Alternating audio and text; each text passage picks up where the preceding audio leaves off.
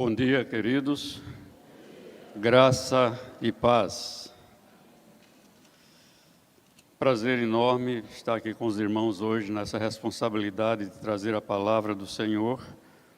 Depois de tantos cânticos fortes, profundos, belíssimos, a igreja cantou tão bem hoje, bem demais. Fui lá na minha infância no Farol, na Igreja Batista do Farol em Maceió. Aprendi a cantar Maravilhosa Graça no culto doméstico, com 7 anos de idade. E cantava quando era adolescente, imitando a voz do meu pai, que era tenor lírico. E eu cantava os hinos do coral, do coro sacro, do tema celeste, imitando a voz dele no tenor. Depois a voz engrossou e eu fui para o barítono. Daí para o barítono eu fui para o baixo. Não sou alto, sou baixo. Mas é um prazer enorme estar com os irmãos hoje aqui. Eu e minha esposa chegamos nesta igreja e fomos acolhidos com muito carinho, com muito amor. Alguns já eram nossos conhecidos do coração, mas de repente, quando nós entramos no coro da terceira idade, o renascer, no coro masculino e ela no feminino, a interação foi bem maior. Um ciclo novo que nós estamos vivendo, nós estávamos precisando disso. Depois de 11 anos pastoreando lá em Carapina Grande, e encerrando a minha carreira ministerial. Então, esse novo ciclo tem sido um abastecedor na nossa caminhada cristã. E eu quero louvar a Deus por esta igreja, pelo seu pastor, pelos pastores, meus colegas que são membros aqui da igreja. Tem sido uma satisfação muito grande passar a minha amizade para vocês e receber a mesma coisa para o meu coração e o coração da minha esposa. Pastor Samuel, nós estamos numa idade que a gente não pode se emocionar mais, não. O senhor quase me encrenca, né? Começou a se emocionar e daqui a pouco o coração também estava... Não faz isso não, na hora que eu for pregar, porque é... Mas tão bom lhe ver, pastor. Nós oramos muito pelo irmão. Eu sempre perguntava ao seu genro, Humberto, como vai, pastor Samuel? Pastor está bem, pastor está bem.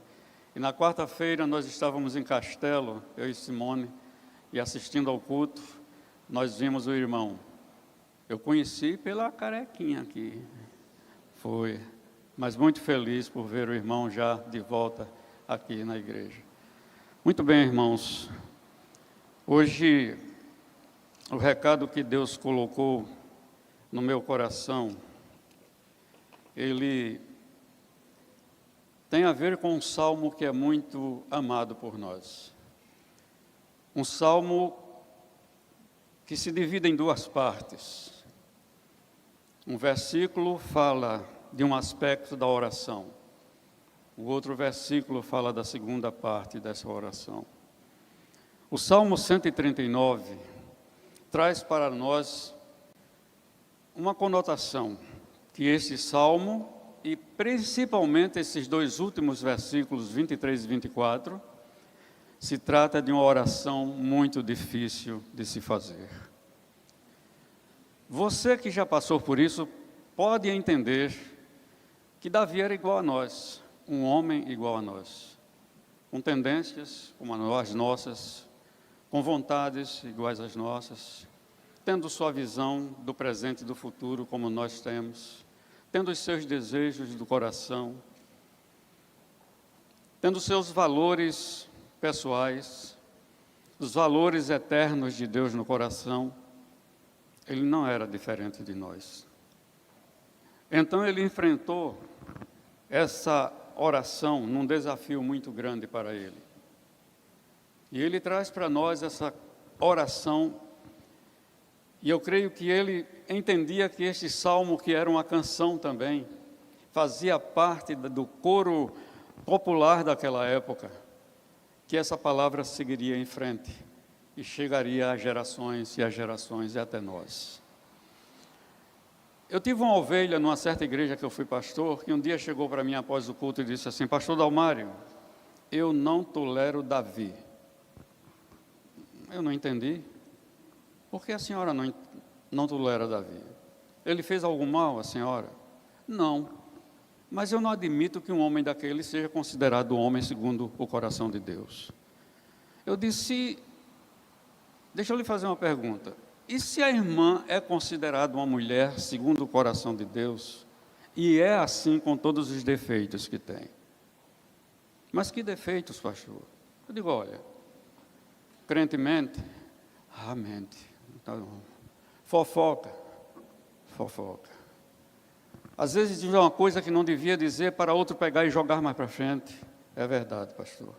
Eu disse, se a irmã não gosta de Davi, abra a sua Bíblia, aonde estiver um salmo de Davi, aonde estiver uma relação, algum texto relacionado a Davi, corte a página. Ah, não, pastor, eu não posso fazer isso não. Eu disse, mas você só vai se livrar de Davi se fizer isso. Pense no assunto e depois me fale. Não foi numa quarta-feira, ela chegou cedo e disse assim para mim, pastor, eu precisei fazer uma oração difícil. Foi, irmã? Foi. Eu tive que me derramar diante do Senhor como nunca eu tinha me derramado. Eu me desnudei diante do Senhor como nunca o fiz. Eu abri meu coração, me esvaziei para Ele e pedi, cria em mim, Senhor, um coração puro e renova dentro de mim um espírito reto. Eu estou tão leve, pastor, que eu vou ler de novo a história de Davi. Amém, irmã? E nós temos aqui o Salmo 139, que fala desse homem que viveu o que viveu. Esse salmo, para os servos de Deus, que o leem sempre, muitas vezes ele vai ao encontro de uma necessidade da gente. Mas tem horas que ele vai de encontro a coisas que nós estamos fazendo que não são amadas por Deus, que não são aceitas por Deus. E elas vêm para nos chamar a atenção, para nos corrigir, para mudar o nosso foco. Estamos olhando para algum lugar que não é o Senhor. E a Bíblia nos fala que nós precisamos olhar para o autor e consumador da nossa fé. E nesta manhã eu gostaria de compartilhar com vocês sobre essa oração difícil de ser feita. O texto diz assim no verso 23 e verso 24, sonda-me, ó Deus, Salmo 139, sonda-me, ó Deus, conhece o meu coração, prova-me e conhece os meus pensamentos, e vê se há em mim algum caminho mau, e guia-me pelo caminho eterno. Vê se dentro de mim há alguma coisa, alguma raiz de amargura, algum veneno que tem impedido a minha relação com o Senhor. Extirpa de mim e guia-me por um caminho eterno. A primeira fase dessa oração é uma fase objetiva. Sonda-me, ó Deus, conhece o meu coração, prova-me, conhece os meus pensamentos. Tudo isso porque envolve pensamentos, envolve angústias, preocupações, inquietações, medo, insegurança. Alguns sofrem antecipadamente, porque não conseguem esperar o desvendar de uma situação que está vivendo e que se diz entregou para Deus,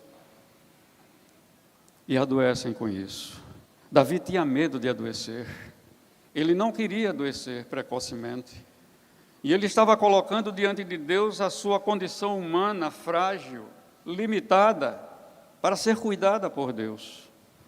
Ninguém, na condição em que estava Davi, pode fazer uma oração dessa por fazer. Tem que ser de entrega mesmo. Me derramar, nós cantamos. Me derramar. Cantamos que Deus é Senhor, que Deus é Rei sobre toda a terra. E Ele é Rei e Senhor sobre nós também. Ele é Pai, Abba Pai, que acolhe-nos no coração, dá o seu aconchego para ouvir o meu choro, o meu lamento, o meu medo, a minha insegurança, a minha incapacidade. E eu dizer para Ele, eu dependo do Senhor. E eu gostaria que a gente pensasse nisso. Nós, quando vestimos a camisa um do outro, numa situação difícil que ele está passando, nós colocamos a nossa empatia à disposição dele. Mas há muitos que não sabem desvestir essa camisa, chegam em casa com a mesma camisa, e não sabendo desvestir essa camisa, se acumulam de coisas e mais coisas, e por isso adoecem. É preciso a gente saber fazer isso. O pastor, então, tem que saber fazer. Ele está no gabinete, ele ouve um irmão, sai do gabinete, entra outro irmão, cada um com o seu problema. E ele vai recebendo aquilo, vai recebendo aquilo. 3, 4, 5 problemas. Ele ora com esse irmão, ele ora com a irmã. E quando ele encerra o seu plantão, ele precisa ter misericórdia dele mesmo. E orar diante do Senhor. Você que é líder também, porque você é chamado por alguém da sua equipe para um desabafo, para um pedido de ajuda, e precisa saber desvestir essa camisa.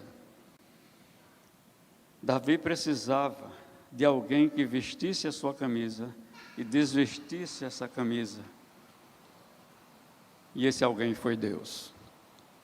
Um Deus que, quando ele pecou, pensou que Deus havia o abandonado. Não havia abandonado Davi. Mas quando Natã chegou para Davi, para contar aquela parábola, e ele contou, e Davi disse: este homem deve morrer.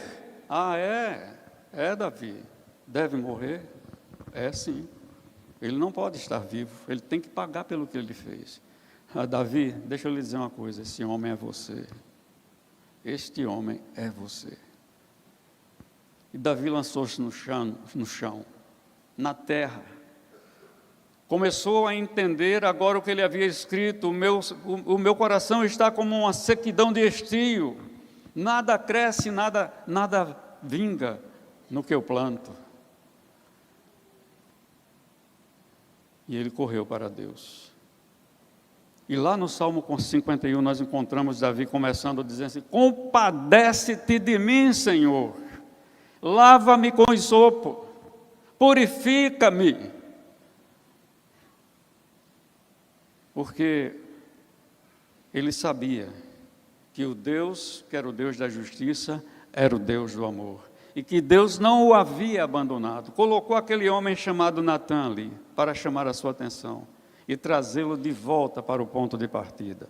E ele percebeu que foi Deus quem usou aquele homem, porque o amava. Ele ainda era o homem segundo o coração de Deus. Ela é subjetiva porque enfoca o caminho eterno. Vê se há em mim algum caminho mau, guia-me pelo caminho eterno. Aqui é um contraste do caminho do ímpio, que será destruído. Bem-aventurado o homem que não anda no conselho dos ímpios, porque o Senhor conhece o caminho dos justos, mas o caminho dos ímpios perecerá. Salmo 1, 1 e 6. Há uma expressão que a gente diz quando passa por um Egito aqui na nossa vida, que é aquela: fulano comeu do pão que o diabo amassou. Davi havia comido do pão que o diabo amassou. E ele estava vendo o resultado que aquele pão fez para ele, o estrago que fez dentro dele. E ele queria agora começar a consertar, criou uma expectativa do seu encontro com Deus. Correu para Deus para fazer isso. E no Salmo 32 nós encontramos ele dizendo isso.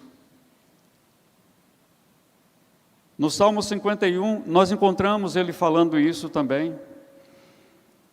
Davi havia comido esse pão, porque o seu apetite sexual não havia sido colocado diante de Deus. Davi não orou para que Deus cuidasse da sua sensualidade, que era muito forte. Ele achou que poderia lidar com essa sensualidade, mas não conseguiu lidar. E eu digo agora para os jovens que aqui estão: cuidado, ninguém tem força para segurar o sexo. Muito cuidado. Ninguém tem força para segurar o sexo. É uma coisa muito forte, que envolve você, e de repente você pisa no chamado laço do passarinheiro. Está lá no Salmo 91.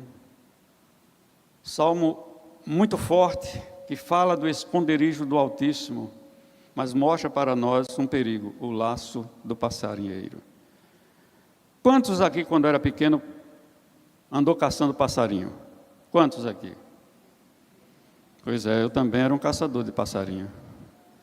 Tinham aqueles que tinham alçapão, os outros tinham estilingue, lá na minha terra chama peteca, e o outro usava exatamente o laço do passarinheiro. aqueles cordões fortes que amarram uma saca de batata inglesa ou outras coisas, a gente tirava aquele cordão, passava sebo de carneiro naquele cordão, de cima para baixo, depois colocava no sol para secar. E aquele cordão ficava sequinho, lisinho. Era feito o laço, colocado em cima do muro, dentro do laço, na extremidade, um prego, para que o laço não corresse, não escapulisse antes do tempo. E dentro daquele laço, o lanche para o passarinho. E aí, quando ele via aquele lanche, ia aproveitar. Mas na hora que ele pousava em cima daquele lanche, de cá a gente puxava leves e pendurava o passarinho pela patinha. Alguns só para brincar, para ter o prazer, e colocava na mão e soltava. Levava umas bicoradas antes. Mas era o prazer de caçar, de vencer um desafio. Mas outros não conseguiam. Irmãos, de vez em quando nós pisamos no laço do passarinheiro. Chega disso. Nós ouvimos todas as semanas aqui na igreja, dia de quarta-feira, dia de cultos especiais, nos PGMs, aos domingos pela manhã, aos domingos à noite. Deus nos falando de forma profunda ao nosso coração. Chega a mexer conosco porque estamos numa zona muito tranquila. É como no estádio de futebol, eles estão correndo, os 12, os 11, os 22, mas nós estamos na zona de conforto, é bom demais. E ali muita coisa acontece na zona de conforto. Saímos hora tristes, porque o nosso time perdeu, outras horas ganhando, porque o nosso time ganhou. Mas na vida cristã, não há lugar para a zona de conforto. E no dia que nós recebemos Jesus no coração, tivemos a primeira responsabilidade, sermos discípulos de Jesus. E ser discípulo de Jesus significa fazer aquilo que o seu mestre ensinou e mandou fazer. Jesus sempre gostou de uns imperativos, porque o imperativo é uma ordem. Ponto final, deu a ordem, ponto final. Não tem jeitinho brasileiro. A Bíblia não mostra para nós nenhum jeitinho brasileiro. É sim, sim, não, não. O que passa disso é coisa do maligno. E muitas vezes nós dormimos no ponto.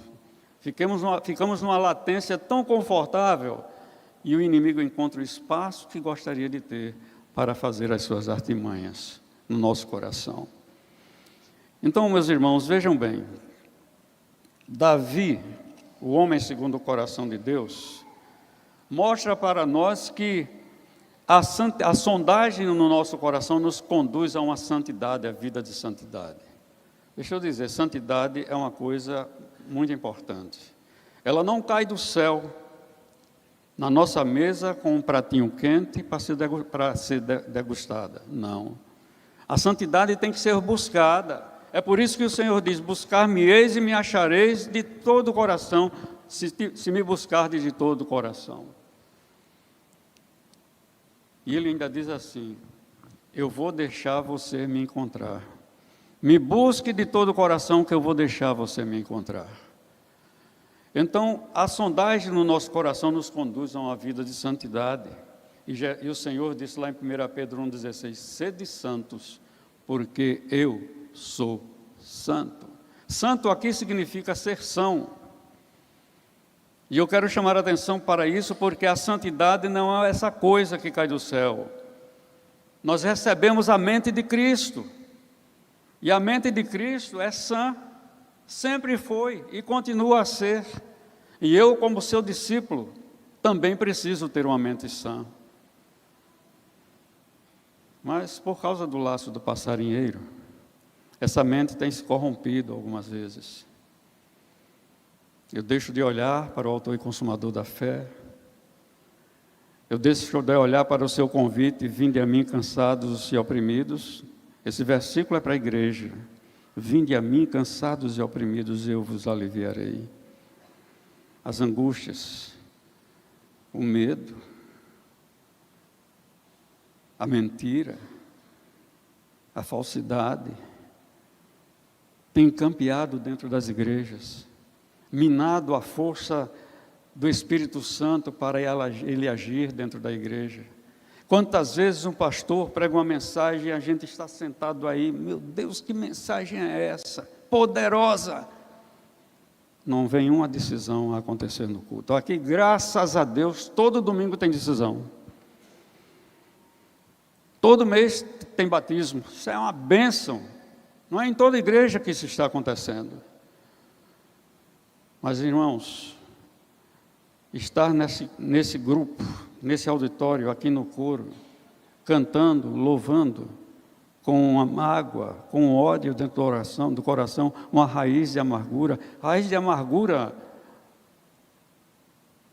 é considerado na palavra de Deus peçonha mortal, veneno que mata.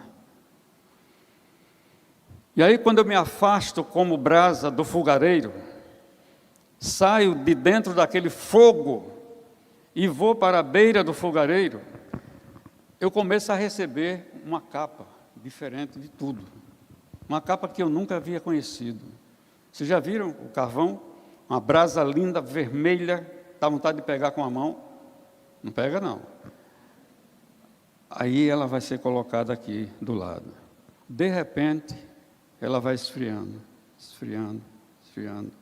E você vê aquele carvão preto com uma camada branca, chamada cinza. Sabe a natureza da cinza? É gélida. Por isso ela esfria. E a cinza é venenosa. Pode ler sobre a cinza. Pega uma lesma que vai caminhando bem devagarinho e joga um pouco de cinza em cima dela. Em poucos segundos ela morre. É veneno que mata. E isso acontece na vida do crente em Jesus. Quando ele sai do fogareiro, do calor da comunhão da igreja, e vai se afastando, e vai se afastando, e deserta mesmo, vai embora. A gente não consegue encontrar, e quando encontra que a gente vai dar uma palavra, incomoda ele. Ele não quer ser incomodado, ele sabe que é verdade o que eu estou dizendo, mas se sente incomodado.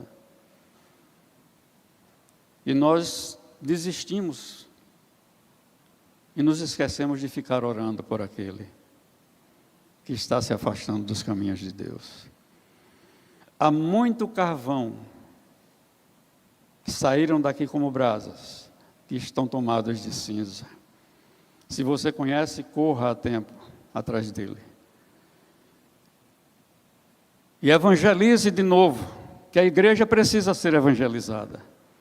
Faça ele voltar lá ao primeiro amor, de onde ele estava, como foi que ele chegou até onde está.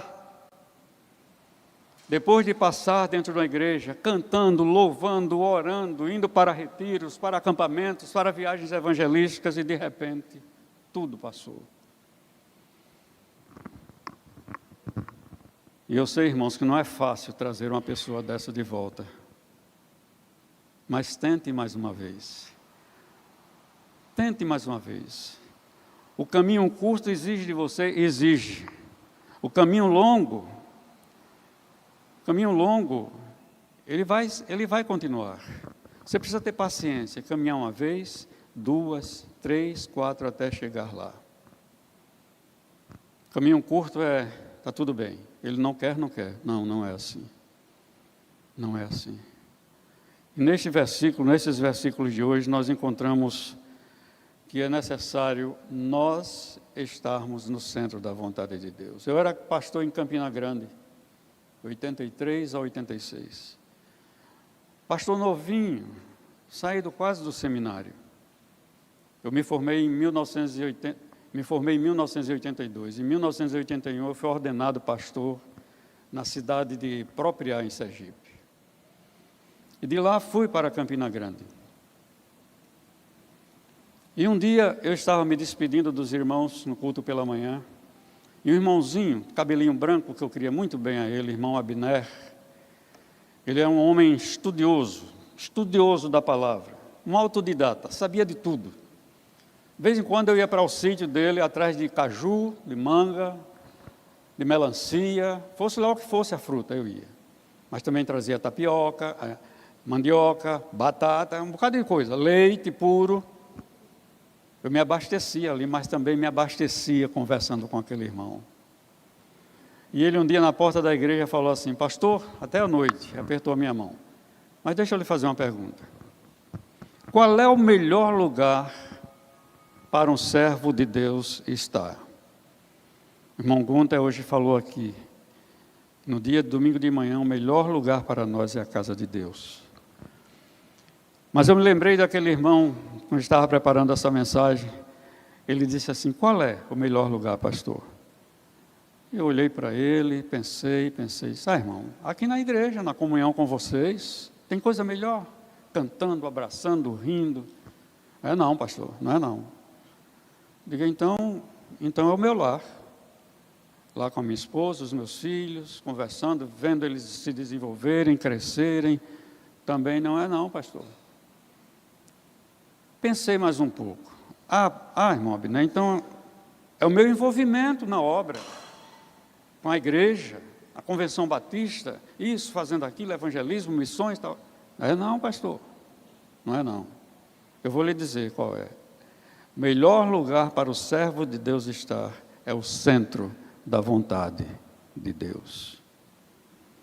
Eu dei um abraço nele e disse: meu irmão Abner, muito obrigado pela lição.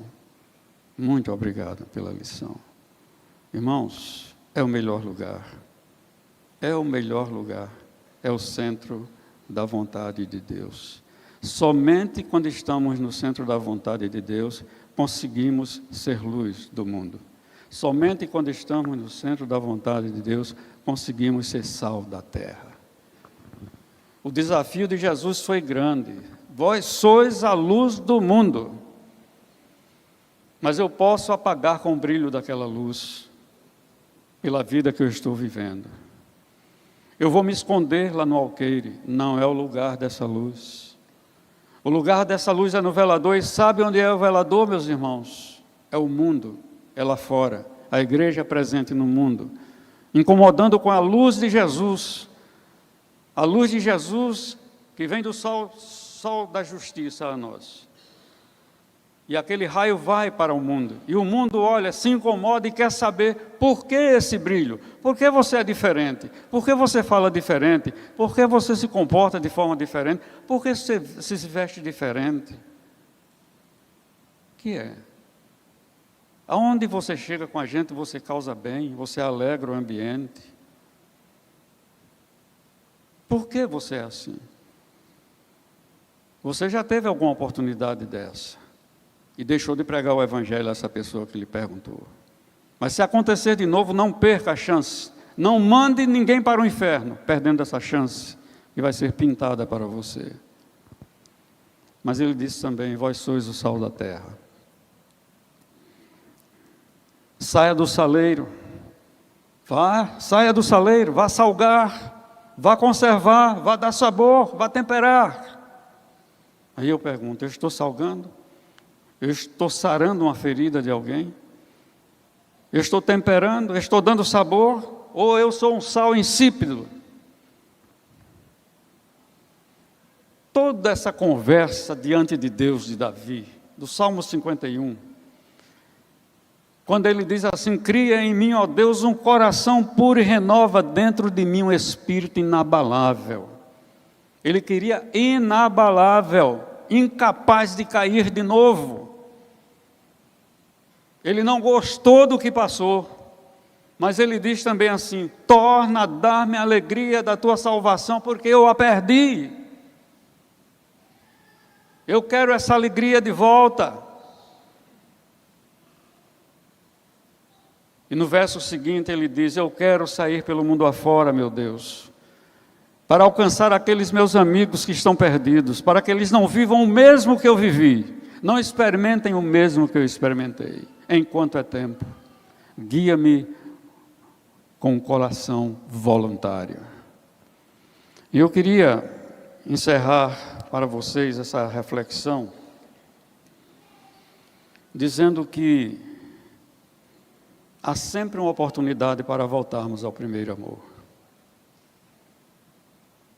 Não sei quantos de vocês aqui estão entendendo que a situação que você está vivendo, como membro desta igreja, membro de outra igreja, como servo de Deus, alguma coisa que tem lhe incomodado, que não tem soado bem, que tem sido um mau testemunho por onde você vai. Está na hora de voltar ao primeiro amor. Nunca é tarde demais para voltar ao primeiro amor. O Jesus que disse: vinde a mim, cansados e oprimidos, está com a mão estendida para nos tirar do laço do passarinheiro. Lembra de Davi? Salmo 40? Esperei com paciência no Senhor, e Ele se inclinou para mim e ouviu o meu clamor. Tirou-me de um charco de lodo e pôs os meus pés sobre uma rocha. Sabe como eu penso, Davi, naquela situação? Eu não penso uma lamazinha assim, com uma lama pesada, não. Eu penso num poço profundo, que ele caiu. De repente ele olha para cima, vê só a rodela assim no céu. Quer subir pelas paredes, não consegue. A lama está prendendo os seus movimentos. Ele cansa, fica desfalecido, já se entregando os pontos. Mas ele clamou. Ele disse: esperei com paciência no Senhor, clamei por socorro. E ele clamou dentro daquele poço, dentro daquele lodaçal. E é como se ele estivesse vendo lá de cima descer um braço enorme, bem comprido, até onde ele estava. Aquela mão que segurou nas suas axilas fortes, aquelas mãos fortes, aquelas mãos içaram Davi até em cima. Colocou os pés dele sobre uma rocha. E aí Davi diz assim, como se não bastasse, ele colocou um cântico nos meus lábios, um hino de louvor ao nosso Deus. Muitos ouvirão e confessarão e se converterão. Homens segundo o coração de Deus. Você é uma mulher segundo o coração de Deus, com certeza. Você é um homem segundo o coração de Deus. Eu vejo tanto envolvimento aqui nessa igreja, e tudo que se vai fazer. Na semana das mulheres, aquele final de semana, que coisa linda, aquele grupo enorme que trabalhou. Todos os envolvimentos acontecem em cada coisa que a igreja realiza. E isso é um sinal bom, mas eu gostaria de lhe desafiar. Cuidado com o laço do passarinheiro. Cuidado com o laço do passarinheiro. Por enquanto você está exatamente guardados como a galinha, que ela abre as asas, se acocora e os pintinhos vão lá para debaixo daquelas asas. E ai daquele que quiser mexer com um pintinho daquilo, aquela galinha vira uma tigresa forte, faminta para mexer com você. Pastor Caio Fábio contou uma vez, quando ele estava bem, ele contou uma vez que voltando de um congresso, num Chevrolet que ele tinha verde, e ele disse que voltando para casa naquela avenida enorme que ele conhecia, ele viu lá na frente, o sol estava de lá para cá, ele viu uma montanha no meio da estrada, no meio da avenida. Ele disse, gente, que é isso? Eu nunca vi isso aqui nessa estrada. O que será que está acontecendo? E foi avançando. À medida que ele ia avançando, chegando perto da cidade, aquela figura do monte, ia baixando. Quando ele chegou a 3 metros, ele parou e viu uma galinha acocorada no meio da estrada, com os pintinhos debaixo das asas. Ele parou, deu uma buzinada. Ela abriu as asas, os pintinhos saíram e ela foi para a beira da estrada. Meus irmãos, nós somos esses pintinhos. O nosso Deus, à semelhança de uma galinha, nos abriga debaixo das suas asas para nos proteger. Não estamos sós. Se você está distanciado de Deus por alguma razão, frio na sua fé, Deus não está longe de você, está bem pertinho.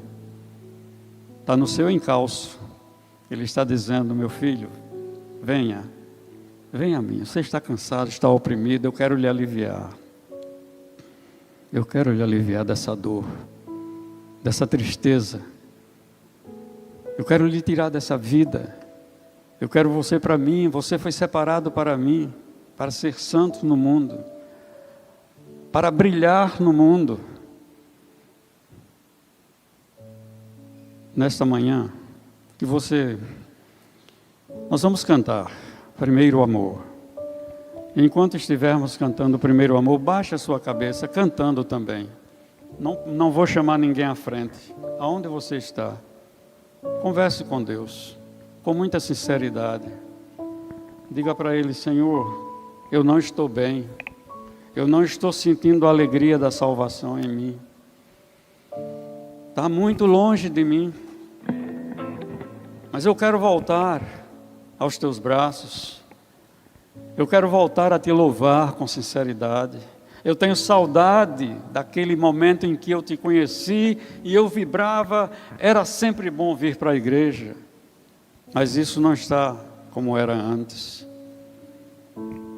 E eu gostaria de voltar a ser aquele que um dia estendeu a mão para receber a tua mão. Eu quero voltar ao primeiro amor.